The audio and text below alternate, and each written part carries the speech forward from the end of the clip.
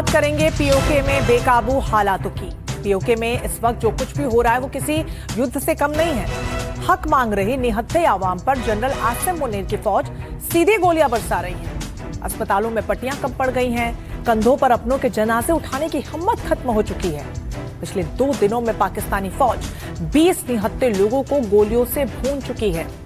सड़कों पर लाशें बिछाने वाली इस तानाशाही और मुनीर के खूनी खेल का पूरा सच क्या है, ये भी आपको देखना चाहिए।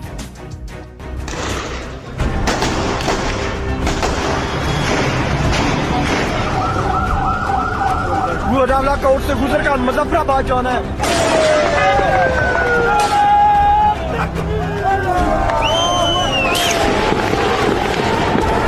अल्लाह की जात हमारे भाइयों की हिफाजत करे। सरेआम गोलियां मारी ना कॉफन कोई बिल्कुल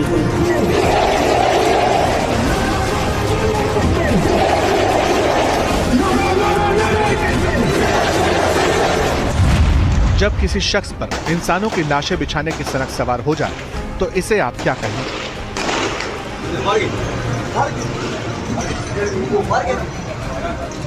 जब किसी फौजी जनरल के ऑर्डर पर बेगुनाहों को घेर कर गोलियां चलाई जाए, सड़कों पर लाशें बिछा दी जाए, इसे आप क्या कहेंगे?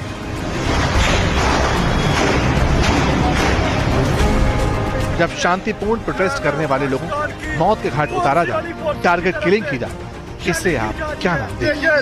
पाकिस्तानी रेंजर जो है ना, अमन अंदाज में लोग आगे बढ़ रहे और इससे जो है ना हमारे बहुत सारे भाई अस्पतालों में पट्टियां कम पड़ गई, कंधों पर अपनों के जनाजे उठाने की हिम्मत खत्म हो रही है। हिफाजत करे।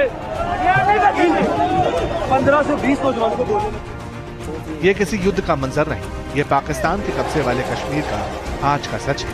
और इन तस्वीरों को देखने के लिए पत्थर का कलेजा चाहिए, क्योंकि बिना ब्लर किए इन्हें आपको दिखा नहीं सकते। पीओके के मीरपुर डिवीजन में मोटरसाइकिल पर सवार प्रदर्शनकारी थे। वो मुजफ्फराबाद की तरफ बढ़ने के लिए निकले थे। सामने मुनीर की फौज और पीओके की पुलिस थी। ऑर्डर आया और एक झटके में ये घाटी लहूलुहान हो गई। चारों तरफ दहशत का मंजर था। खून इतना बहा कि हर तरफ चीख पुकार मच गई।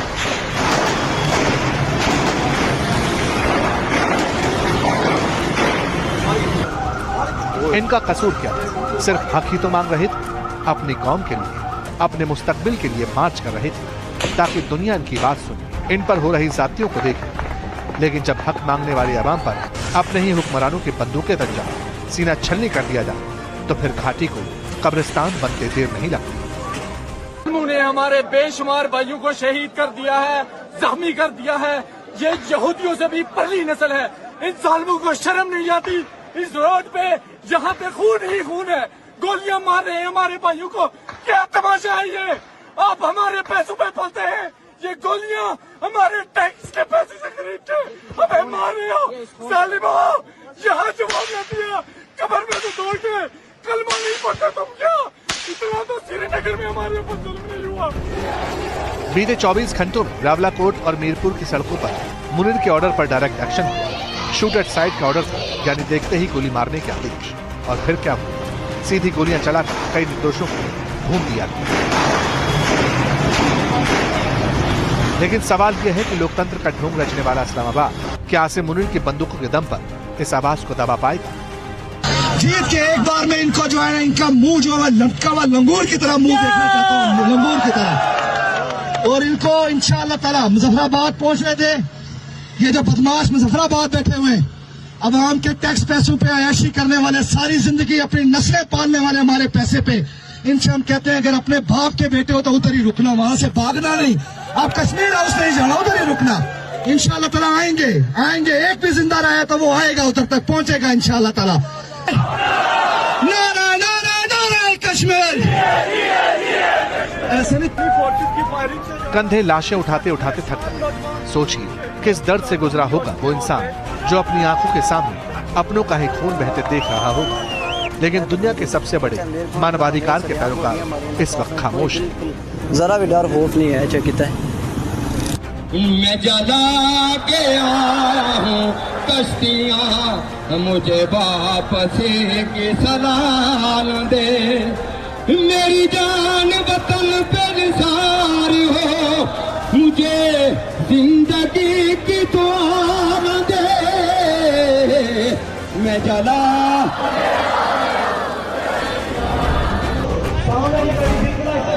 इस खूनी दमन का सबसे दर्दनाक चेहरा तब सामने आया जब जॉइंट अवामी एक्शन कमेटी के कोर कमेटी के सदस्य और प्रवक्ता उमर नजीर कश्मीरी के भाई उस्मान नजीर को पाकिस्तानी फौज ने गोलियों से भून डाला। उस्मान नजीर, जो अपने लोगों के हक की लड़ाई में सबसे आगे खड़े थे, उन्हें कत्ल कर दिया गया। लेकिन ये कार्रवाई भी लोगों को डिगा नहीं पाई। अवामी एक्शन कमेटी ने मुनीर को पैगाम दिया, ना तो मार्च रुकेगा, ना ही जज्बा थमेगा। शरीर पर लगी गोलियां हौसले को नहीं तोड़ सकती। साथियों को गिरते देखा, जमीन को अपने खून से सना देखा, फिर भी अपनों का साथ नहीं छोड़ा। ये मैसेज सीधा रावलपिंडी के लिए था। महकूमों मजबूरों के साथ ये वादा है खुदा का कि आप आगे बढ़े, आप खड़े हो, खुदा की ताकत आपके साथ होगी। और हमने देखा है आज खुदा की ताकत हमारे साथ है। इंशाअल्लाह ताला इन बदमाशों का गुरूर खाक में मिलेगा, इंशाअल्लाह ताला खाक में मिलेगा। बंदूकें उठा के निहत्ते लोगों पर दौड़ते हैं, बंदूकें उठा के। ये बंदूकें उस टाइम चलाते हैं जब हिंदुस्तान कश्मीर में स्टेटस चेंज करा था। उस वक्त तुम्हारे टैंकों में तेल नहीं था। बेगर तो इंशाअल्लाह ताला कश्मीर में अब तुम्हारी जगह नहीं है। कश्मीर में तुम्हारी जगह नहीं है। कश्मीर में तुम्हारी जगह नहीं है। तुम्हें हमारे साथ नए इमरानी मायदे करने होंगे। 27 जुलाई से 10 अगस्त के बीच 3 चरणों में होने वाले कथित चुनाव को करवाने के लिए इस्लामाबाद ने पीओके में 14,000 से ज्यादा बंदूकधारी जवान उतार दिए। छतों पर स्नाइपर्स तैनात, बिजली काटी गई, पानी की सप्लाई रोकी गई और इंटरनेट बंद करके पीओके को बाकी दुनिया से काट दिया गया। ऐसा लगता है मानो पाकिस्तानी सेना के प्रमुख जनरल आसिम मुनीर ने ठान लिया कि वो विरोध की हर आवाज को गोलियों के नीचे दफना देंगे। ताकतवर तबकों को, एस्टेब्लिशमेंट को कहता हूं कि इन चोरों के पीछे छुपना, इनको छुपाना छोड़ दें और आप भी छुपना छोड़ दें। और आप इन डाकुओं को आगे करके इनके जरिए अगर आपने हक हुक्मरानी छीन लिया है असल नुमाइंदों से, तो ये आपके लिए भी बेहतर नहीं है, हमारे मुल्क के लिए भी बेहतर नहीं है। और ये अजाब की सूरत में जो मुसल्लत हो रहे हैं, ये हमारे मुल्क के लिए बेहतर है।